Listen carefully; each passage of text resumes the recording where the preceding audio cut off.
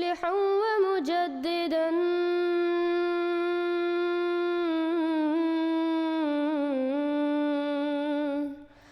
فارنوا بنظر طاهر وجناني.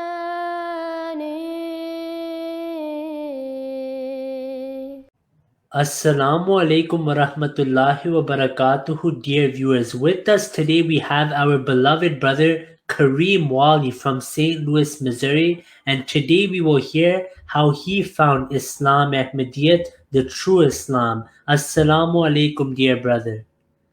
Wa alaikum assalam wa rahmatullahi wa barakatuh. So, brother, our first question for you is, what is your name and background? I am Kaleem Wali.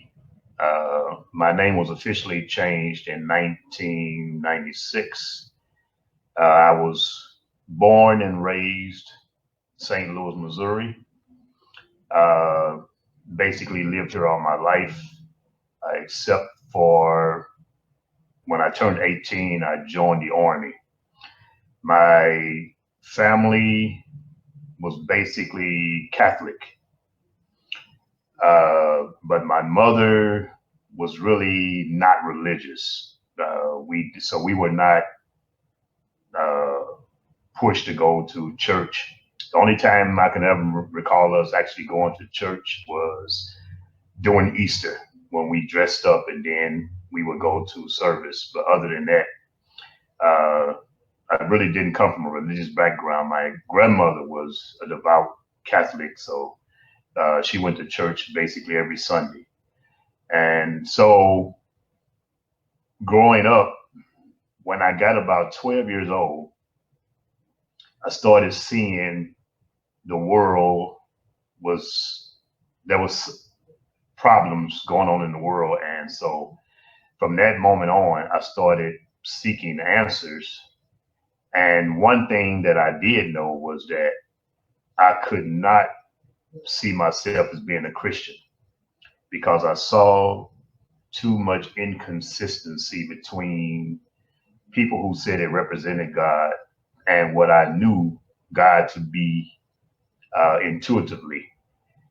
You know, common sense will take you a long way, which is the very nature that God put in us. So I was seeing that those who said that they represented God was inconsistent from what I knew God to be. And one of the things that truly disturbed me, because at that time I was not really calling myself a Christian, but Christianity was the only thing that I knew. And the perspective of God came from a Christian perspective.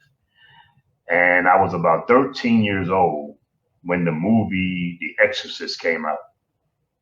And what really disturbed me about that movie was that this girl was supposed to be possessed by this devil, this demon. And yet these representatives of God came to perform an exorcism. And as they were performing this exorcism, nothing that they were doing worked. I mean, they tried the holy water, they tried the chants, they did the cross. And so I'm looking at this as, how is it that this demon that's possessing this little girl cannot be exorcised by these people who said that they represented God? And so in the end, you know, we used to have a saying in the community, our parents would tell us, you know, I'll beat the devil out of you.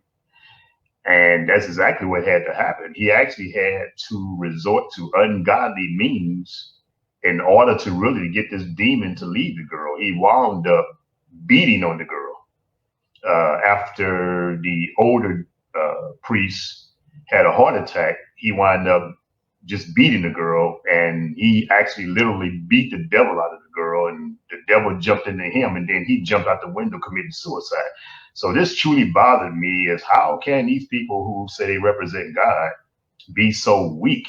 How can what's supposed to be truth and goodness be so weak in the face of this evil that they could not exercise out of this little girl? So I started questioning things going on in society, and particularly from a religious point of view. And my mother told me at that age that that type of thinking was going to get me in trouble. And so I have always been like an armchair studier of human behavior. And I would watch and truly analyze everything going on. I remember at that same age, my second to oldest brother, he was truly into professional wrestling. I mean, he would watch it religiously. It would come on Sundays. And I told him, you know, he's about 2.5 years older than I am. And so I told him at about the age of 13 years old that wrestling is fake, just professional wrestling is fake. And he got highly upset, you know, and I apologize to anybody who still believes that professional wrestling is real and not fake. But he got highly upset because he just knew that wrestling was real. And so I'm gonna say, no, it's fake. So I've always studied and watched human behavior. And so as I got older, when I went to high school, I joined the high school band and I played the trumpet because I wanted to be in the marching band. And so I played the trumpet throughout my high school years. In my senior year, I got a scholarship to 3 universities playing the trumpet. And as I was about to process, you know, what school I was going to contemplate going to, what university, my brother told me at the time that, and I was 17 at that time, so he told me that he was going to join the Army. And so he asked me to accompany him. And so I went with him with no intentions of joining. But what happened was when you're 17 years old and you go in front of a recruiter, they are very good at conning you into signing up for something. So I wound up getting conned into joining the military, joining the Army. So immediately after I graduated from high school, it was not even a month that I was headed off to the military. So instead of going to college on these scholarships, I wound up going into the Army. And I decided, well, you signed up, so you might as well go ahead and, you know, join the Army. And as I was in the Army, I started seeing the society for what it really was. You have a lot of ideas about society from television, but I began to see the society as it really was. And it's truly, truly bothered me. So I did 3 years in the military, and I knew that I was not going to stay in the military because it just wasn't for me. So I got out, and 5 months after the military, I got a job with the U.S. Postal Service. And by the grace of Allah, I've been on that job now for almost 40 years. And when I got in my mid-20s, I started really questioning what was going on. I never danced, I never drank, I never smoked, I never did most of the things other people did. You know, my mother told me, I never knew my father. So my mother told me when I was about 15 years old that my father was an alcoholic. And so I knew that if I had his genes, if he was an alcoholic, then I had the potential of becoming an alcoholic. So I promised my mother at that time that I would never drink. Even when I went into the military, people tried to talk me out of it because they say the military just breeds alcoholics, you know. But I told them that I'm not going to drink. And even when I went into the service, the friends that I had, they all drank, you know, they all drank alcohol. And I would just drink soda, and I would be around them, but they never would even offer me the alcohol because they knew that I was adverse to drinking alcohol because I didn't want anything to interfere with my mental capacity, mental capability. So in my mid-20s, I would always go, every time Farrakhan would come to town, I would always go to see Farrakhan. I think I went to see him 4 times within a couple of years. And so I'm trying to figure out what is going on in the society. And I would accompany my brother to the local clubs in the area every Friday night. Like I said, I didn't drink, I didn't really dance, I didn't do any of that. But being that he was a heavy drinker, I would accompany him to ensure that he got home safe because I was his ride, his ride home. And so at the age of 27, I basically had really not even, I was adverse to praying because what I saw people praying to just did not sit well with me. I was seeing people praying to picture, deity, an image of someone who looks like the very people who was persecuting us.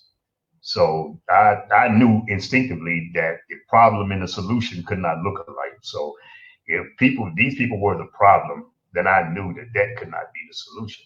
So I always had a problem with praying. But at the age of 27, everything was going right in my life. I had a good job. I had just purchased me a house. But the way people were being treated in the society, not just here in America, but abroad, it really truly bothered me to the point where I got depressed. So at the age of 27, I just had a feeling that I was not serving the purpose of me being here. So I asked God one day, what is my purpose for being here? And in hindsight, it's like as soon as those words left my mouth, I started seeing events started unfolding that eventually I knew was leading me straight to Islam. I immediately got a distaste for going out to the clubs immediately after I basically asked God what was my purpose for being here. So my brother basically had to find his own way because I was not going to any clubs anymore. I immediately started growing my facial hair. Now I couldn't tell you why I started doing these things, but I just got to the point where I figured I wanted to grow facial hair. And so I was reading an article one day, and the article basically was talking about how America is trying to destroy the Black family by going after the Black man. And at the end of this article, it stated, we need to reclaim Malcolm X. And I knew nothing about Malcolm X at the time, so I decided to start doing some studying into his life. So there was a coworker of mine who had some records of Malcolm X's speeches, and he made some recordings for me at that time, cassette tapes. He made some recordings for me. And so I started listening to those tapes. And at the time, I didn't know anything about Islam. I still was not interested in the religion.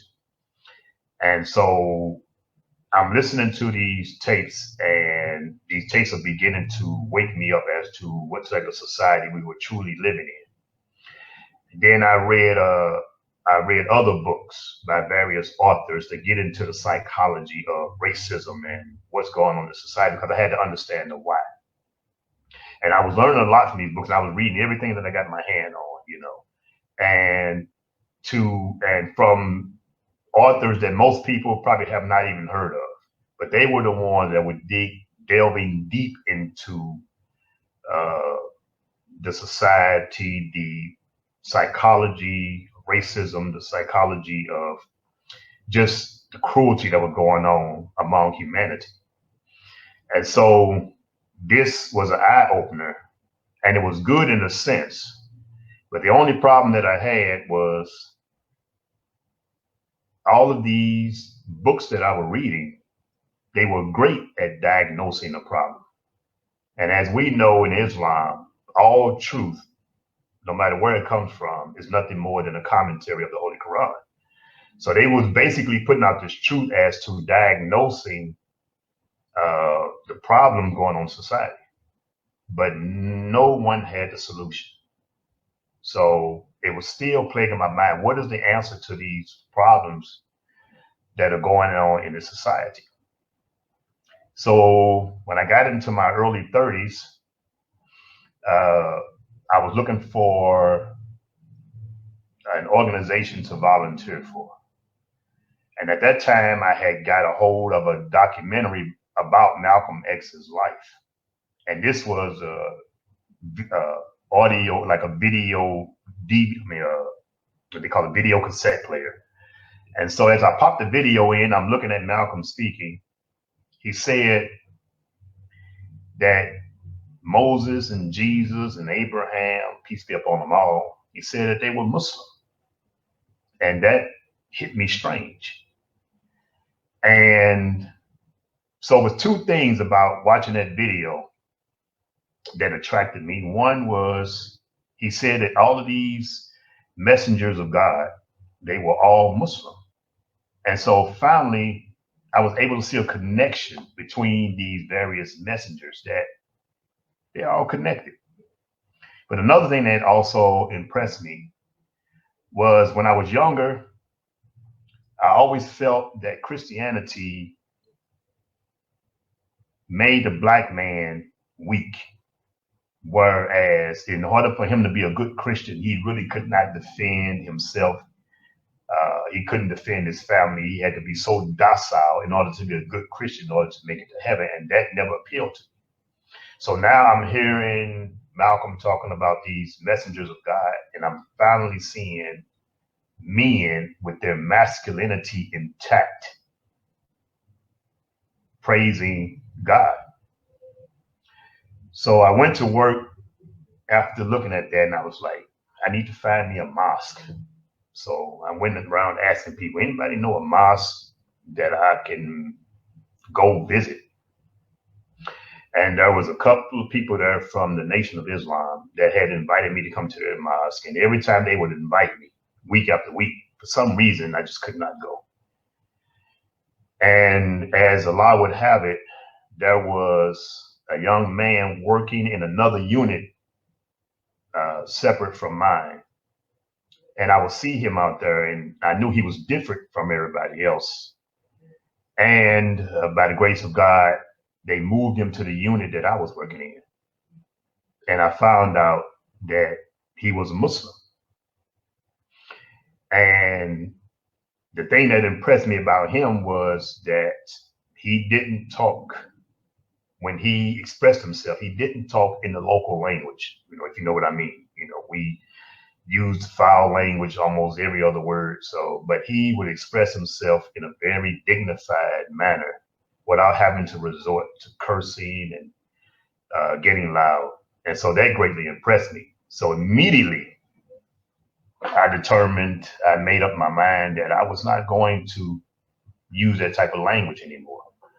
So I started practicing. And, when you do right, people ask the question, why is it easier to do wrong than it is to do right?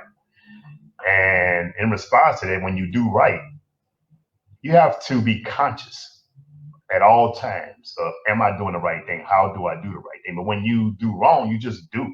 You just exist and just do. So doing right requires being conscious of everything that you're doing. And so when I started talking to people, I started talking much slower. They probably thought something was wrong with me, but I was talking slower to ensure that no curse words would come out. That's why I was talking much slower until it got to the point where 3 or 4 months later, it became natural for me to now express myself without using such words. And he told us that he had classes at the mosque. And so me and another fellow co-worker, she worked in my unit also, we both got interested in attending the classes. So we would attend this class. He would have his classes every Friday evening. So we would go to the classes.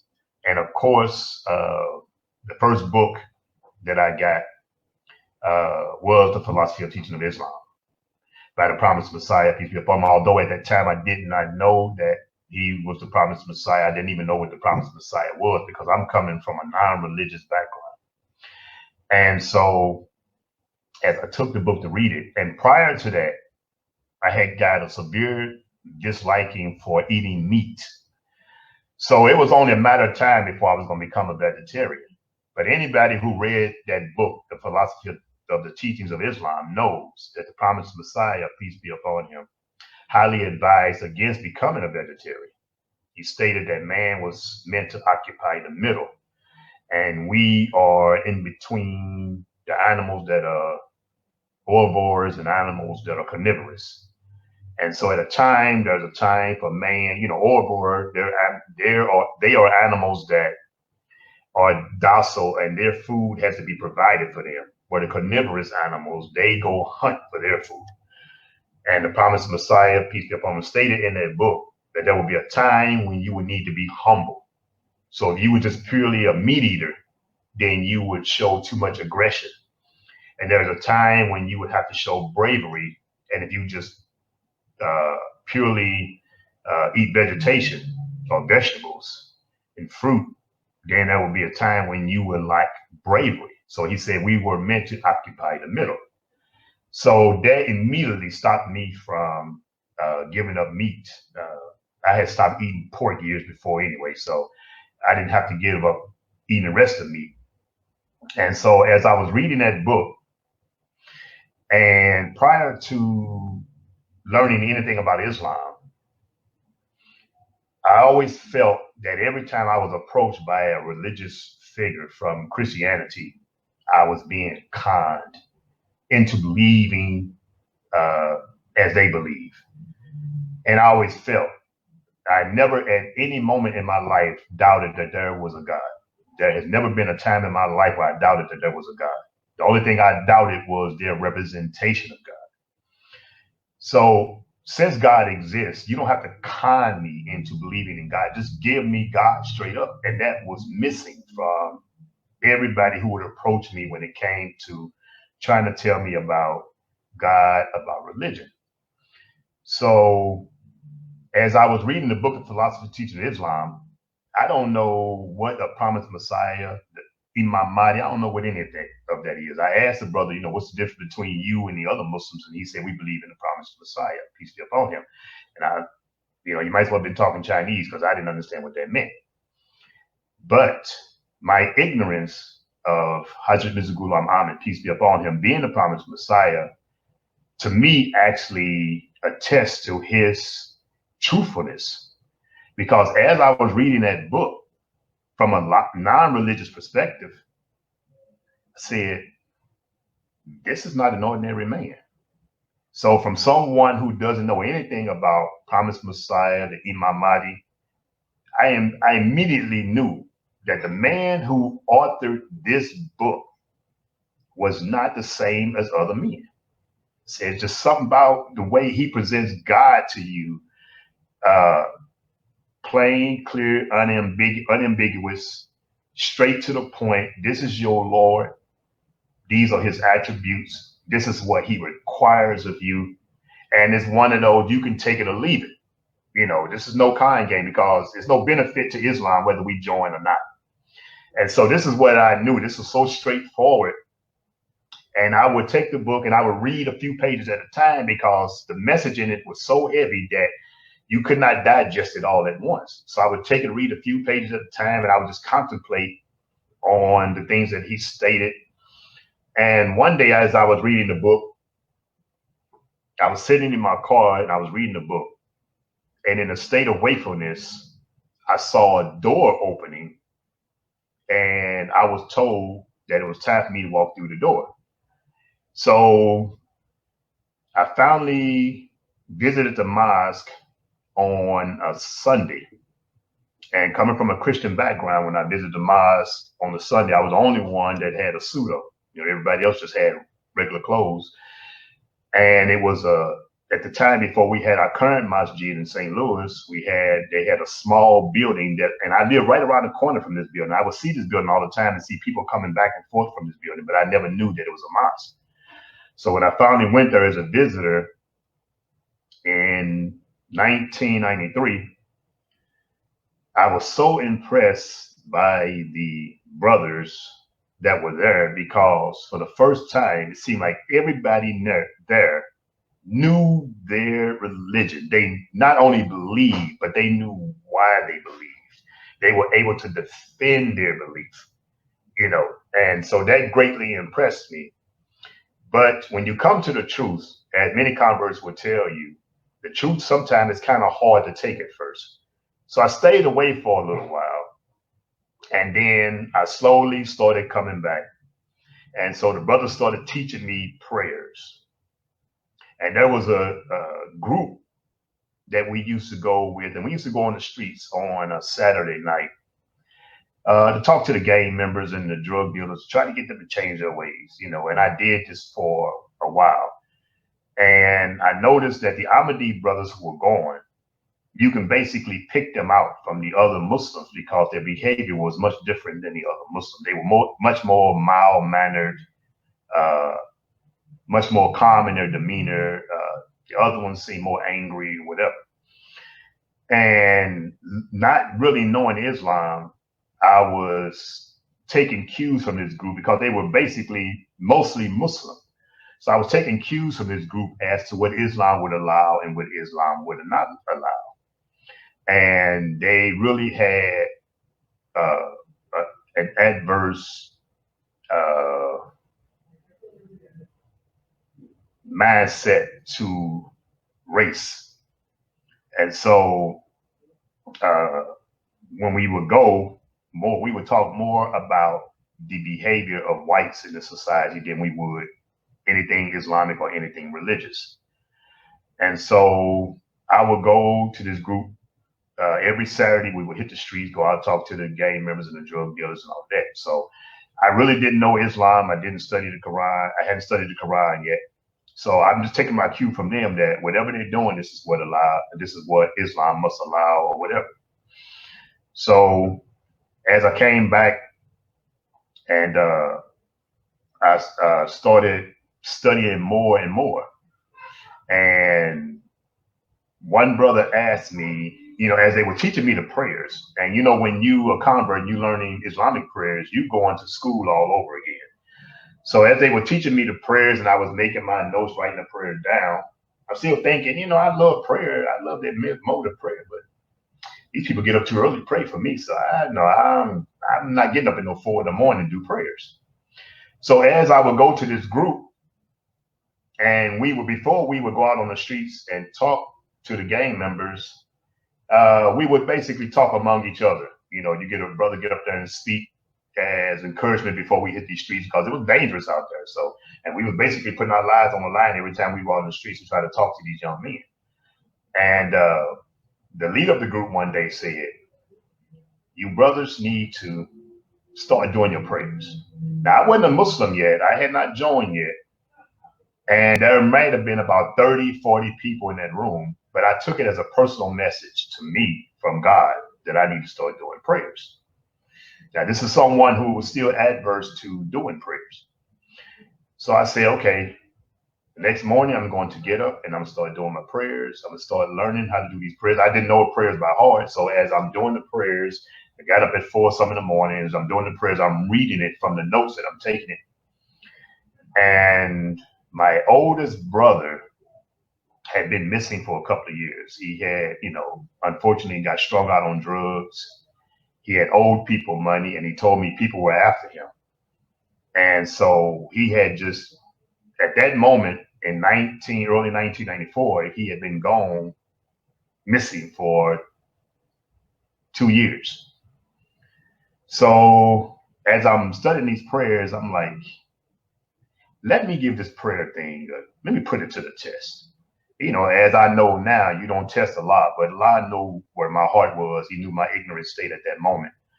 So I basically went into supplication.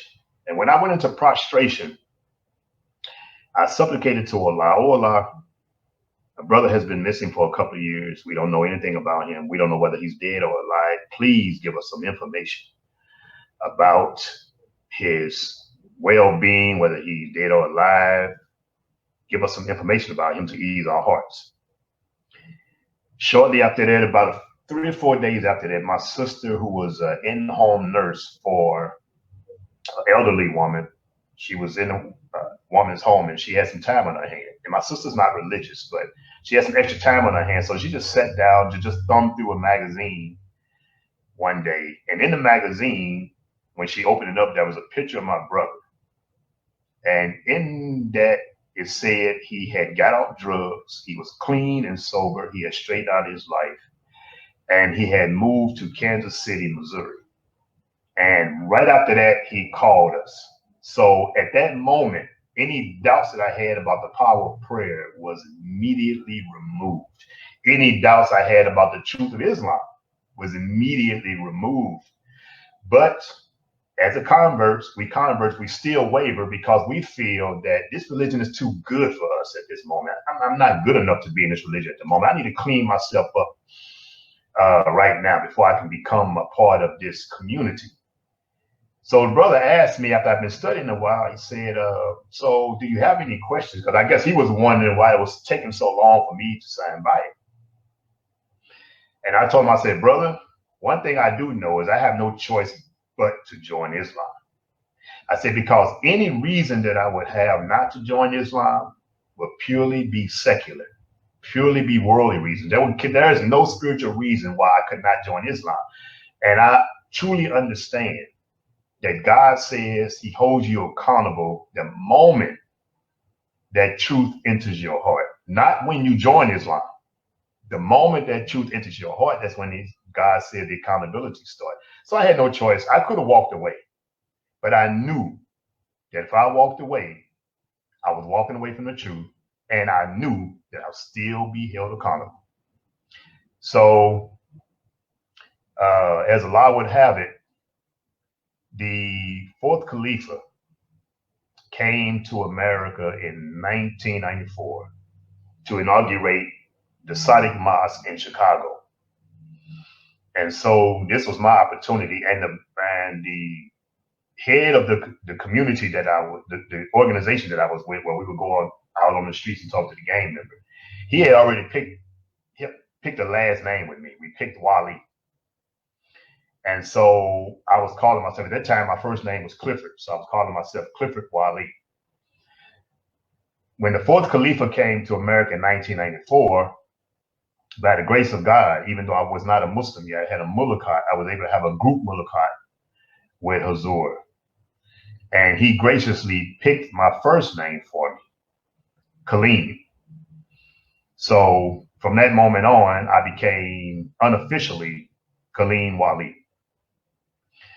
And by the grace of God, also, he graciously did the bayat ceremony in that area during that weekend. And I took bayat at the hands of the fourth Khalifa. May Allah exalt his status in paradise. And so after I took bayat, I came home and I was all excited. Now this group that we would go out on the streets and talk to, all the Ahmadis had stopped going at that time. So I was the only Ahmadi that was now going to this group. And I went in there and I was all excited, and I go in and I said, brothers, I took my Shahada. And they were, alhamdulillah, mashallah, and they said, well, who did you take your Shahada with? I said, the Ahmadis. And once I said that, the whole room got quiet. I mean, you could hear a pin drop. But that did not deter me in the least, because I'm the type of person that once I know something is the truth, you cannot sway me different. And I gave them a chance to tell me what was wrong,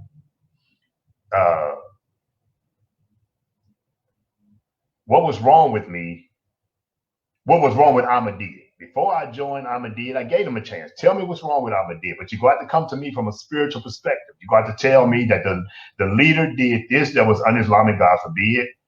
They teach this that's un-Islamic. So one brother said, well, they think they're better than everybody. I said, they think they're better than everybody else. How? I said, have they ever told you that you couldn't come to their mosque? You couldn't come to any of their functions? He said, no. So one brother told me that the holy founder of the Ahmadiyya Muslim community, Hazrat Mirza Ghulam Ahmad, the promised Messiah, peace be upon him, was a British agent. We've heard that many times before. And I didn't have any knowledge about the life of the promised Messiah, peace be upon him. I had read his writings, but I didn't have any knowledge about his life. One thing that I did know, but this brother was an outright liar. I did know that. I knew it instinctively, because the man who wrote that book the philosophy of the teaching of Islam was incomparable to any human being that I have known of. I didn't know anything about the Holy Prophet Muhammad sallallahu alaihi wasallam, but any human being that I knew of, past history, present, nobody can compare to him. So I got angry. Instead of it changing my mind, it actually made me angry. So I decided that this was not the group that I'm going to be around much longer. But in the meantime, when I am around this group, I'm coming purely from the Quran. So I started reading the Quran, and at the moment I started seeing that everything that I had about a collective condemnation of a racial group was wrong. So I knew I had to stop doing that. So as I would go, I would talk from the Quran, and it was like, you know, brother, if you ain't coming, it was one of them, if you're not coming here to demonize these particular people, you know, we don't really want to hear what you have to say. So I got to the point where I was like, okay, it's time for me to basically move on from this group. And I was determined that I was not going around this group anymore. But as Allah would have it, one Saturday night I was at home and I had a strong urge to go one more time. I didn't know why, but I just had this strong urge to go one more time. So I reluctantly went.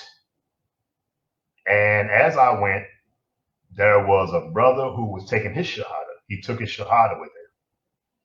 And lo and behold, after the congratulations, we talked for 3 hours. And I was telling him about Ahmadiyyat.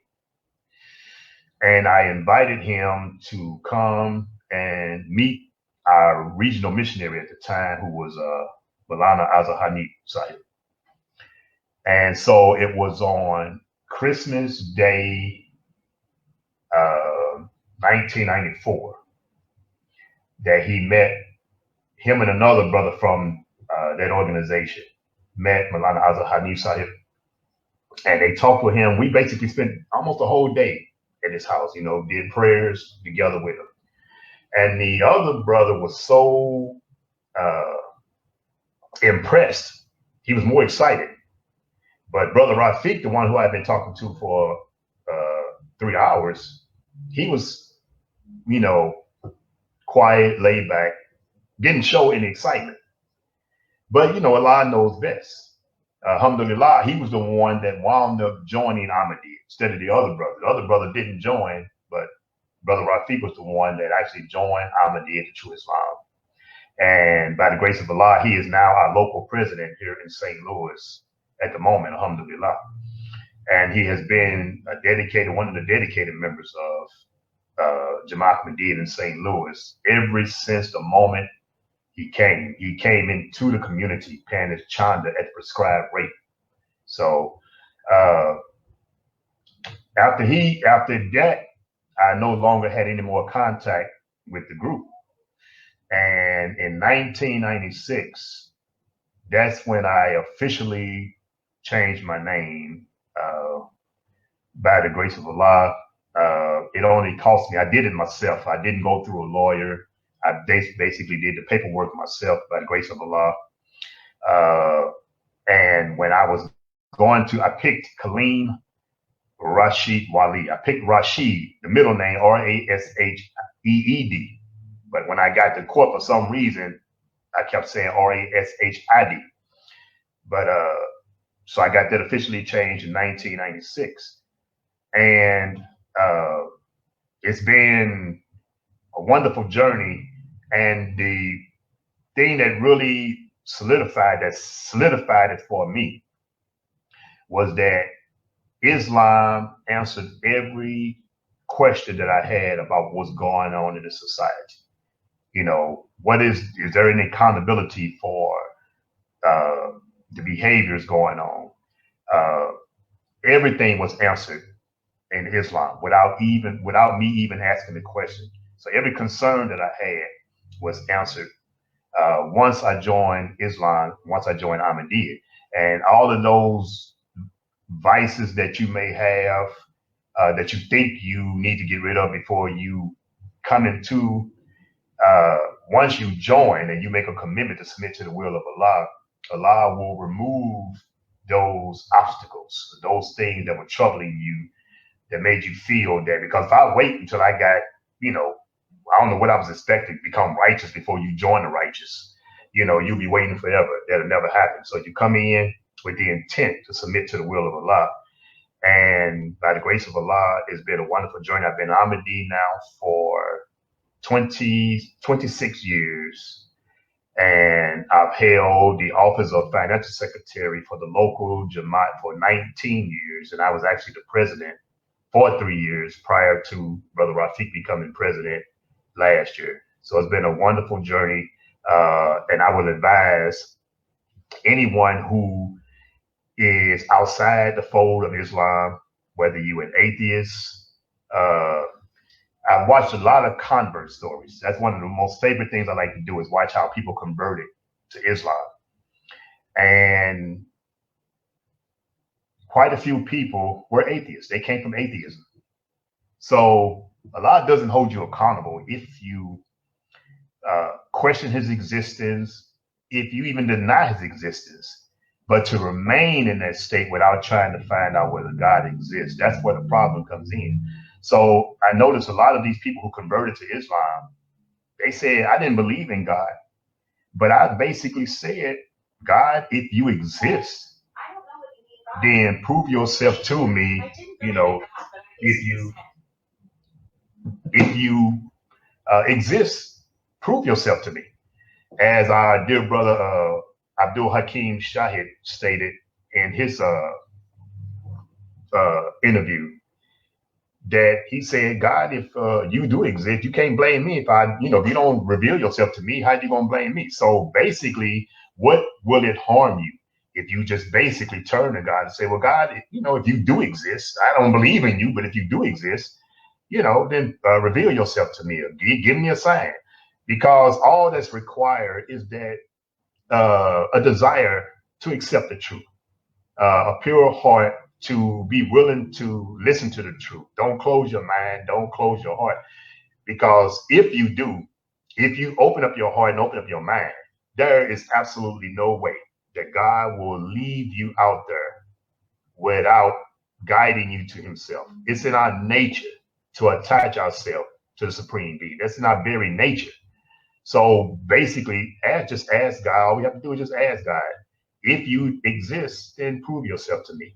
So that's my, in this short few minutes, that's my journey to Ahmadiyyat to Islam. Jazakallah, dear brother. Really inspiring story and a really important message at the end as well for all the atheists and non-Muslims watching.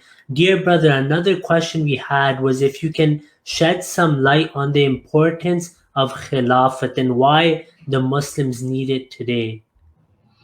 Okay, the importance of Khilafat cannot be understated. First and foremost, we have a central leader that we obey because we understand that he is divinely appointed, that he comes from Allah. Just like the prophets come from Allah, he also comes from Allah. And basically, you see all of these, even the Sunnis or the Shiites, they have subgroups.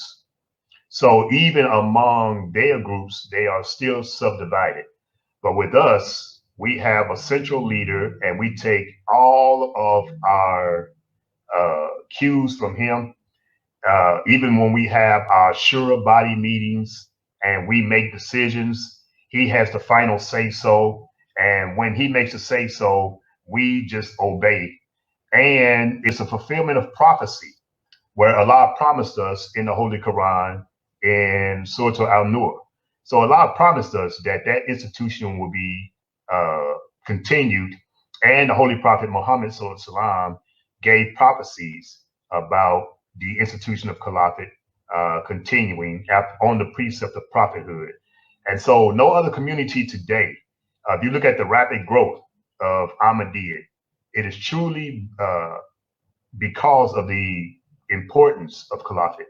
So we must have a central leader in this day and age. There's no way that every group can be the truth.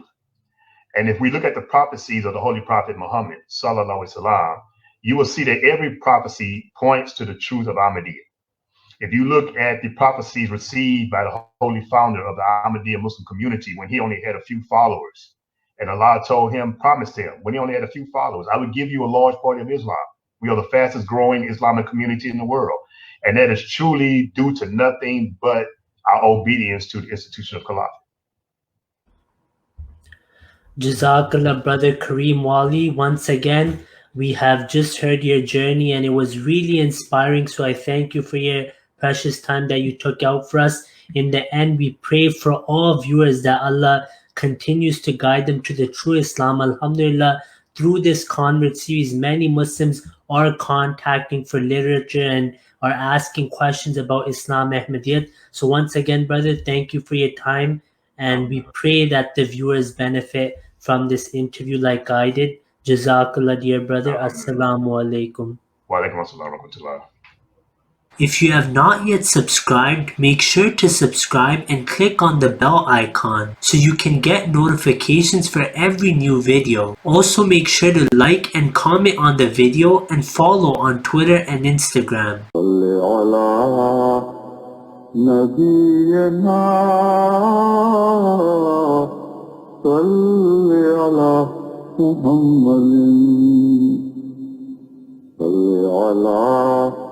سفينا صل على محمد